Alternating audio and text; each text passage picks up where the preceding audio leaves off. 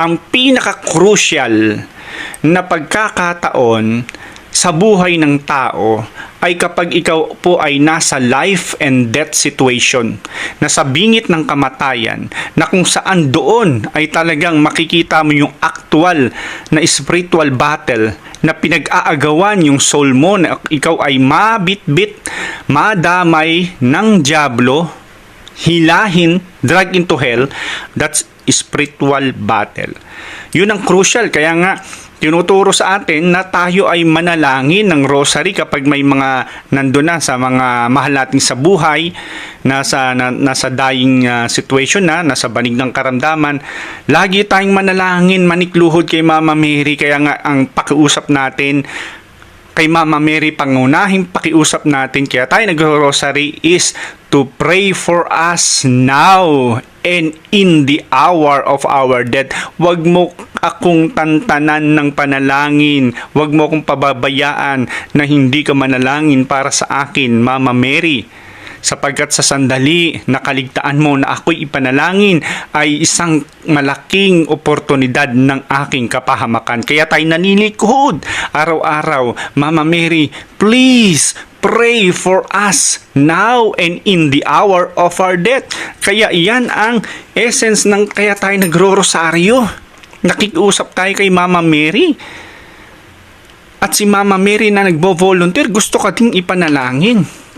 At isa na doon, dapat alam natin ang essence ng rosary. Tayo manikluhod, Mama Mary, please pray for us. Bakit tayo makikiusap kay Mama Mary? Kasi siya hindi matatanggihan ng ating Panginoon.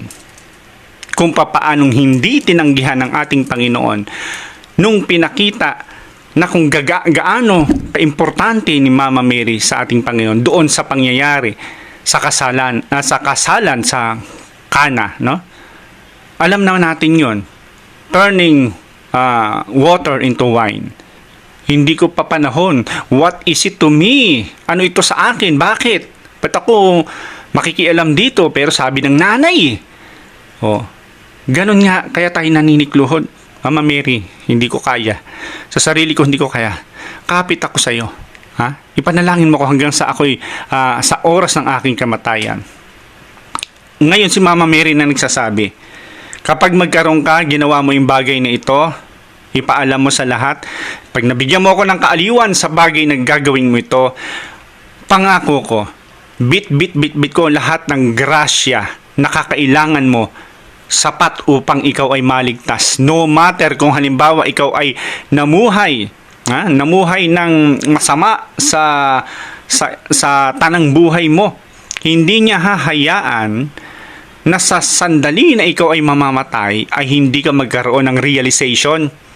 Na hindi niya pababayaan na sa sandali na ikaw ay nalalapit na sa kamatayan ay hindi ka magkakaroon ng kaliwanagan na kinakailangan mo pala ng iyong soul na matanggap ang pagkain na nagbibigay ng kalusugan sa iyong kaluluwa, na kinakailangan tanggapin mo ang katawan at dugo ng ating Panginoon.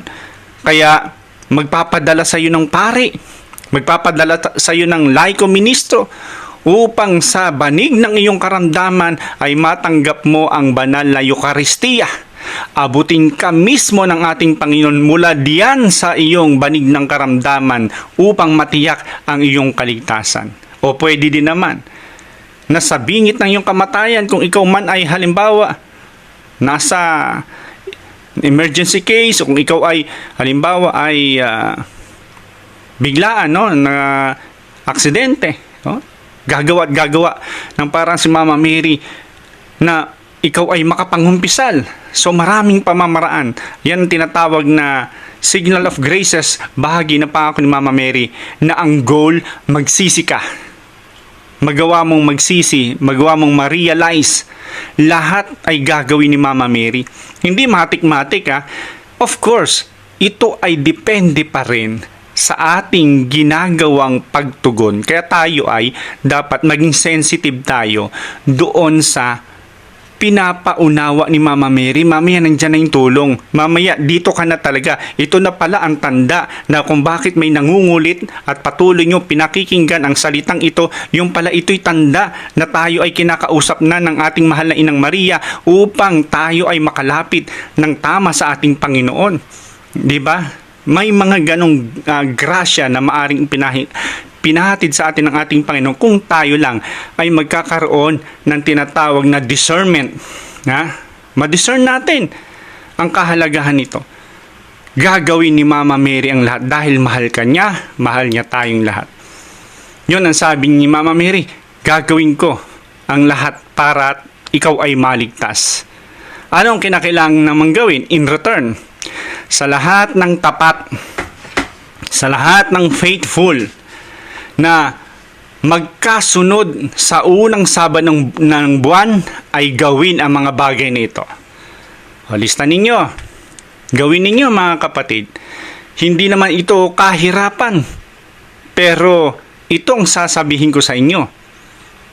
Bibit-bitin ko na yung katwiran ng mga tao na pumapatol doon sa paniniwala ng mga superstitious belief, mga pamahiin. Bakit nila ginagawa? Dahil sa udyok ng takot at kawalan ng pananampalataya. Nagagawin nila ito para makasigurado. Gagawin nila ito dahil sa inakala nilang wala namang mawawala.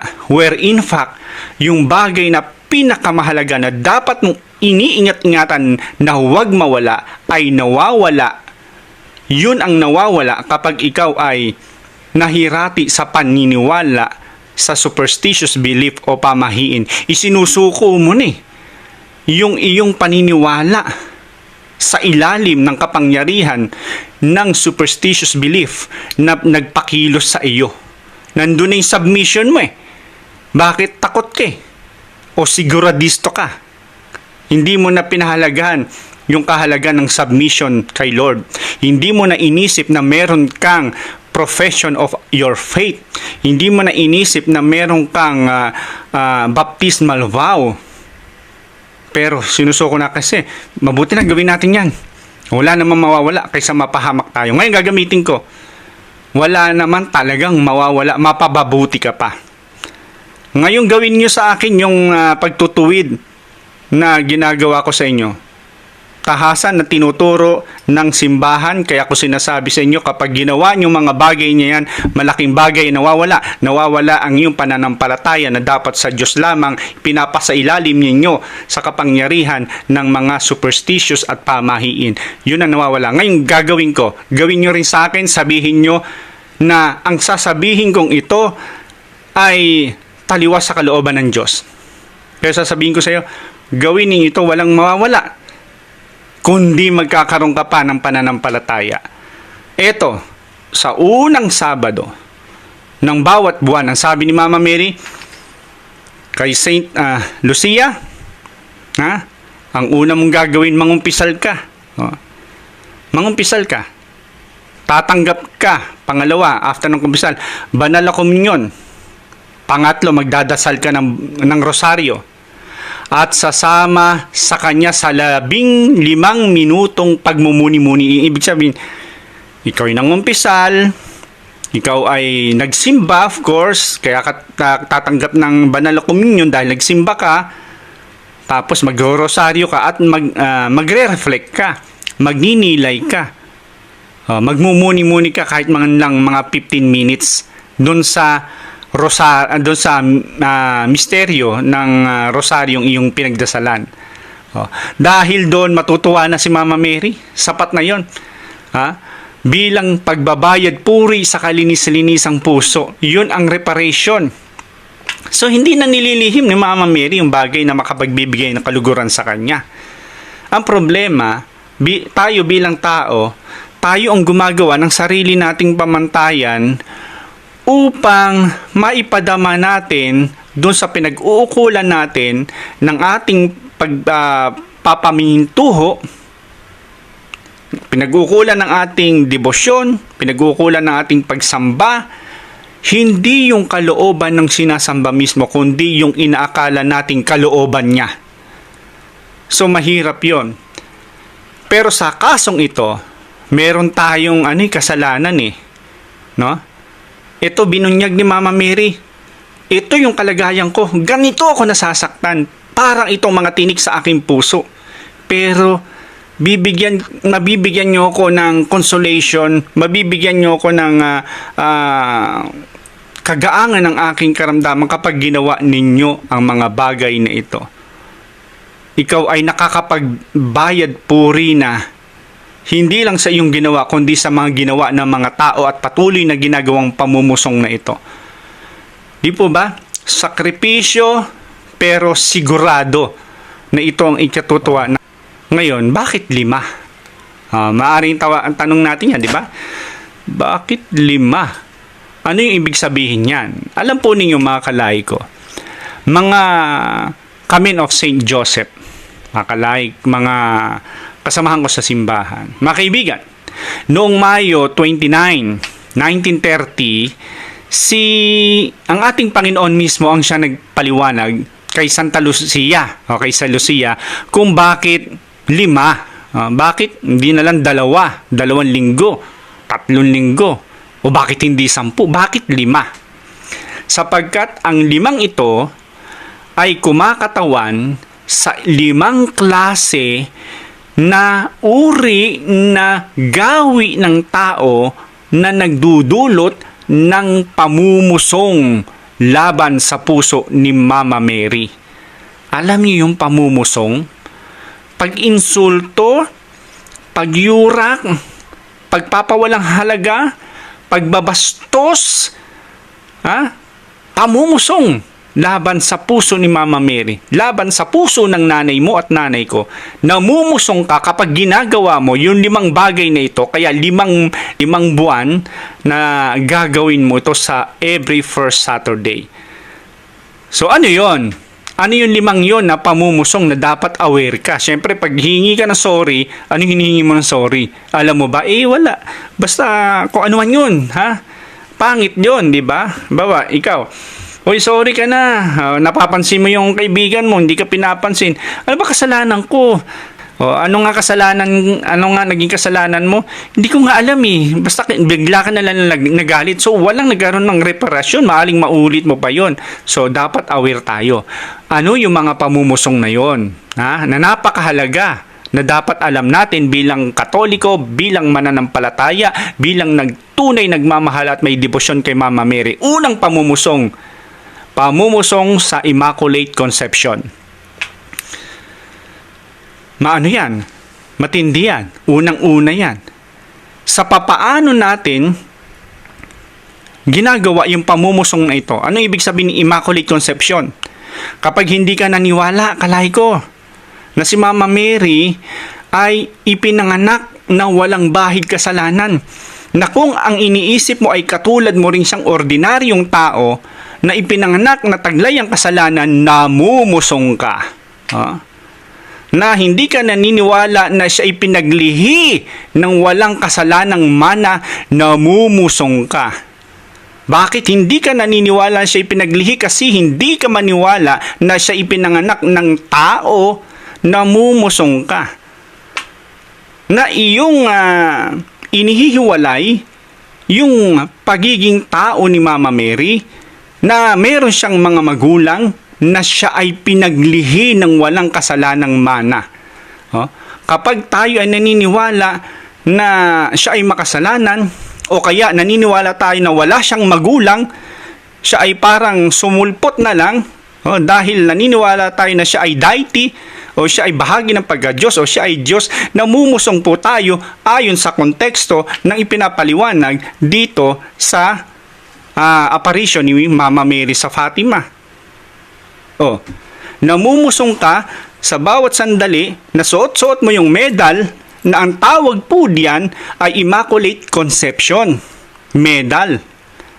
Na siya ay nagkaroon ng lehitimong apparition yan, kaya nabuo ang medal na yan upang patunayan niya, bigyan niya ng tindig, Yung kagagawa pa lang na 4 na taong kalilipas pa lang na binigyan ng doktrina o ng dogma ng simbahan about Immaculate Conception.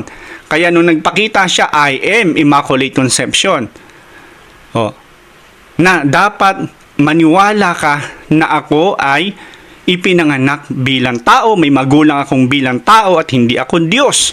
Kaya namumusong ka kapag hindi mo pinaniniwalaan to, and yet suot mo yung medal na yan at tinutulak at sinisipa mo ang gusto kong ibig sabihin na dapat naunawaan mo sa medal na yan. Kaya nga sinasabi ko, pray without ceasing. Yun ang gusto ko, na kayong mga anak ko ay hilingin nyo sa akin na ipanalangin ko kayo. Pray for us who have recourse to thee. Yun ang dapat maging ugnayan natin, na ako ay kasama ninyo, sama-sama tayong mananalangin. Hindi kayo mananalangin sa akin, do as I am God. Yan ay taliwas mismo sa medalyang suot-suot na dapat ay nauunawaan natin. Kung gusto nyo, burahin ninyo yung nakasulat na pray for us who have recourse to thee, para maging peke na yung medal na yan. Hindi na yan yung medal na nagkaroon ng apparition si Mama Mary. So tanggapin natin dapat ng buong buo ang aral ng simbahan, ang aral ng tradisyon ng simbahan, ang aral ng bawat mga apparition. Dahil yun po ang dapat nating gawin. Isa lang pong pagpapaalala ito, mga kapatid, upang maiwasan natin ng kauna-unahang kasalanan, pamumusong sa paniniwala na siya ay Immaculate Conception. The term conception, conceived without sin, ay applicable sa isang taong ipinanganak. So kung hindi tayo naniniwala na she was conceived, na siya ipinaglihi, pinanganak, o namumusong tayo ayon sa konteksto ng apparition na ito. Pangalawa, pamumusong laban sa kanyang walang hanggang pagkabirhen. Yan, minsan tatalakayin ko yan, parang imposible sa inyo Isipin niyo, si Mama Mary, birhen, walang asawa, nagkaasawa, birhen. Nung nabuntis siya, birhen. Nung ipinanganak siya, birhen pa rin siya. Mahirap paliwanag, Kaya yan. Mag-aral kayo. Siya ay walang hanggang pagkabirhen po yan. Kung yan ay hindi mo paniwalaan, kasi sa lohika na yung kaisipan yan ay tumataliwas sa pagkaunawa mo, mag-aral kayo. Pero namumusong ka. Si Mama Mary ay walang hanggan ang kanyang pagkabirhen. Tatalakayin po natin yan sa ibang espesyal na topic, para mas maunawaan natin. Ang binibigyan natin ng emphasis dito ay dapat alam natin kung saan ba tayo guilty. Para kung tayo man ay magdalang konsensya tayo, gawin natin ito. Si Mama Mary mismo nagsasalita nito. Or else, huwag yung paniwalaan yung apparition ni Mama Mary sa Fatima. Pangatlo, pamumusong laban sa kanyang pagiging ina ng Diyos at ng mga tao. Yun, doon tayo tuwa ina ng Diyos. Siya ina ng Diyos at ng mga tao. So, kapag hindi natin lubusan na unawa ng ibig sabihin yan, at tayo ay humihigit dun sa turo ng simbahan, namumusong tayo nagkakasala. Ayaw man natin tanggapin o hindi, o tanggapin man natin, hindi pa rin ito mababali o maiiba ang katotohanan na nasasaktan si Mama Mary sa mga bagay na ito. Maaring palayain natin ating sarili na hindi naman ako guilty yan kasi hindi naman totoo yan. Pero it doesn't change the fact na nasasaktan si Mama Mary kasi mali nga ang paniniwala ninyo. Mali yung inaakala ninyo. Kaya ako nasasaktan. Yung pagiging tama sa sarili ng bawat ibang tao na wala sa standard ay hindi nakapagbibigay ng kabaguhang sitwasyon sa nararamdaman ni Mama Mary. Na ito talaga yung mga kasalanan ng mga tao ay sa kanyang puso. 5 po yan. At paglapastangan, pagtangi sa kanyang mga larawan at imahin, yung mga rebulto, mga bumabasag ng rebulto, yan po ay bine-venerate natin. Nagsasalarawan sa kanya, nasasaktan siya niyan. Yun ang pang-4, paglapastangan, namumusong din tayo niyan. 5, po mga kalaiko? Ang pagpapabaya na turuan natin ang ating mga anak mga bata tungkol kay Mama Mary. Puro tayo, Jesus, walang problema. That's good. Pero ipakilala mo rin si Mama Mary dahil may malaking role si Mama Mary sa salvation. Ha? At nagugustuhan ng ating Panginoon, kilala mo rin ng nanay niya. Kung ikaw ay pabaya, hindi mo binibigyan ng sarili mo ng pagkakataon na ipaunawa sa mga anak mo, at pag ang anak mo ay lumaki na iba yung paniniwala, guilty ka dyan. Kasi pinalagpas mo ang pagkakataon na dapat ay tinuturo mo kung sino ang ating Panginoon, kung sino si Mama Mary sa iyong mga anak. Ang pagpapabaya na turuan ng mga bata tungkol kay Maria at ilayo sila sa pagmamahal sa ina ng Diyos. Yung namumuhi ka, nagkakaroon ka ng aversion sa Diyos. Parang gusto mo lang si Jesus, no problem, okay. Mahal natin ang ating Panginoon. Pero parang ayaw mo na pagdating ng araw, kung sakali, na sa biyaya ng ating Panginoon, naparoon ka, makita mo si Mama Mary, sasamaan loob, bakit nandito to? Di ba? Anong ginagawa nito dito? Dito pa lang sa lupa, hindi mo na siya nire-respeto, hindi mo siya ginagalang. Pagdating dun sa langit, tsaka ka magsisip-sip, magandang gabi po, o meron ganun, ay opo, siya nga po, di ba? So, dito pa lang, kung ano yung ating ini-expect na kaya nating gawing pagtrato sa Diyos, pagsamba sa Diyos sa langit, sampulan natin dito sa lupa.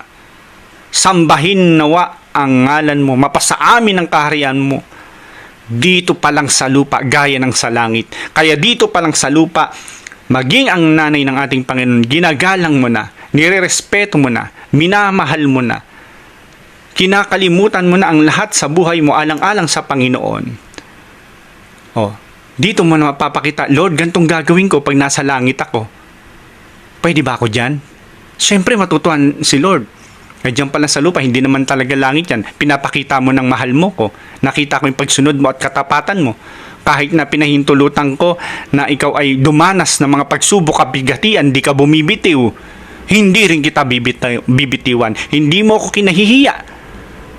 Mag-sign of the cross lang, nahiyang-hiya na tayo. Manalangin lang tayo pag kumakain tayo sa labas, hiyang-hiya na tayo. Paano masasabing pinagmamalaki mo ko? Kaya yun mga kalay ko, sana naintindihan natin. Kaya ang bawat Sabado ay ang pagbabayad puri po natin sa isa sa sugat na ito na idinudulot ng mundo, idinudulot ng sanlibutan sa puso ni Mama Mary. Iyan ang sumusugat. Yung 5 yan, pag-aralan po ninyo. Wala ho tayong ibang ninanais dito. Hindi po natin ninanasa na makasakit, kundi atin lamang pong ini-inform, inilalalatag sa inyo, at hindi natin sinasaklawan ang iyong kalayaan sa pagpapasya, pero hindi ito dapat mga hulugan na mapigilan natin na ang katotohanan ay maparating ng Panginoon sa bawat isa sa atin. So yun po ang ating tungkulin, to inform, not to convince. Trabaho ng Banal Espiritu yan. Pero, pribilehiyo ninyo, rights ninyo na malaman ng katotohanan, rights ng bawat isa sa atin. So, ano yung uli? Yung 4 na kondisyon na yun ng First Saturday Devotion. Review tayo, kumpisal. Isa-isay natin sa kumpisal, hindi kailangan na mismong sa araw ng Sabado, kung talagang hindi maiwasan, may mga aberya, kinakailangan to maaring 8 araw bago o pagkatapos, basta malinaw na kaya mong mapanatili sa state of grace, malinaw ng intensyon mo sa kumpisal ay para magbayad ng iyong mga nagawang kasalanan sa puso ni Mama Mary. Kasi paglapit natin, yung paghingi natin ng tawad sa ating mga kasalanan ay preparation natin yon, pero isa din doon na dapat pinagsisisihan natin sa bawat ating ginagawang ito na we are really sorry doon sa 5 bagay na ito na nagagawa po natin. Yun ang hinihingi natin, pangunahin na ikinukumpisal. So ang tunay na diwa ng kumpisal, siyempre tayo magsisisi, magbabalik ng loob sa Diyos, at hindi lang kasi required, formalidad, ni-required ng eskwelahan, nayaya ng magulang, di ba? So yun po, kinakailangan. Ang debosyon ay paanyaya na tayo ay mamuhay sa kabanalan at lumayo sa kasalanan. Pangalawa, ang pagtanggap sa banal na komunyon. No? Gawin natin ito. Ito importante talaga. Magsisimba ka sa unang Sabado ng bawat buwan bilang tanda ng ating pagbabayad puri sa at pakikiisa natin mismo sa ating Panginoon na ating tinanggap sa pamamagitan ng kanyang mahal na ina, na ating mahal na ina. Ikatlo, review, pagdarasal ng banal na rosaryo. Katulad ngayon, ano ba, joyful mystery ngayon. After nito, 15 minutes, pag nilayan mo, hindi yung parang ni-recite mo lang. Dapat may 15 minutong meditasyon, bonding kay Mama Mary, no? Kung hindi ka dito pa lang sa mundo, hindi na tayo makatagal kapag tayo nagro-rosaryo. Hikab na tayo ng hikab, di natin na makayanan, tinutulugan natin, o kaya parang alumpihit tayo, hindi tayo mapalagay, hindi natin na matiis yung presensya ni Mama Mary, hindi sa buhay natin, hindi pa tayo nakapag-rosaryo, paano na tayo magkakaroon ng bonding kay Mama Mary niya, no? Kaya bukod sa mismong rosaryo, hinihiling po ni Mama Mary na talagang maglaan tayo ng 15 minutes para sa kanya. Para sa pagmumuni-muni, pagninilay-nilay, tungkol sa isa o higit pang mga misteryo. Kaya nga, muli, itong devotion na to ay hindi po karaniwan. No? Kaya nga special Hindi karaniwang pagdarasal ng rosaryo. Ito ay dagdag na panahon. Dagdag special na pakikipagkaibigan, pakikipagbanding, pagmumuni-muni sa ating Panginoon kasama ang kanyang mahal na Inang Maria. Spiritual meaning, ang apat na gawain ito ay parang apat na bulaklak. Yan talagang apat na bulaklak na inaalay natin sa kanyang puso. Pag pinagsasama-sama ang apat na bulaklak na ito na ating ginagawa ay magiging bunch of roses yan para sa ating mahal na ina. Ngayon ang tanong, bakit tuloy-tuloy? Pwede bang alternate? Bakit consecutive? 5 Sabado para tapat at tuloy-tuloy. Ibig sabihin, hindi ito bara-bara, no? Pinapakita, of course, natin dito yung ating sincerity, isang hamon sa atin, challenge sa atin kung paano tayo willing na sumunod. Hahadlang ang kanya, ang daming hadlang. Traffic, pamasahe, sitwasyon, conflict sa pamilya, kung ano papaisip sa iyo, kakainin na lang namin, pupunta pa kami sa simbahan para lang gawin yan. Alam naman na ni Mama Mary, alam na ng Diyos yun. So, hindi mo na gagawin, pero gagawin mo ito dahil may pagmamahal ka. So, maraming bagay na pwede sa yung ibigay ng kalaban para panghinaan ka, i-distract ka, o bigyan ka ng maling kaisipan na gagawa ka na naman sarili mong standard of belief na sasabi mo, okay na yun, no? Ganun din yun. Ganun, marami tayo, no? Dahil sa ayaw nating magpasakop, isipin natin, ganun din yun. Tayo na ang masunod. Sana hindi na binigay ni Mama Mary yung mga kondisyon na yun. Kung ang sasagot lang din naman natin, gagawa ako ng pamamaraan para ipakita ko na humingi ako ng patawad sa iyo. Ganon din yun. Hindi pwedeng ganon kay Mama Mary, no? Nagsasabi na nga siya, naglalambing na nga siya. Kaya nga mga kalay ko, ang First Saturday Devotion ay hindi lamang isang simpleng dasal, kundi po ito ay isang paaralan ng kabanalan na nagtuturo sa atin ng pagsisisi, pakikipag-isa sa ating Panginoong Hesus. Pagmumuni sa misteryo ng kaligtasan. Ano pa? At higit sa lahat, pagbibigay aliw sa puso ng ating nalulumbay na ina. Ad Jesum per Mariam.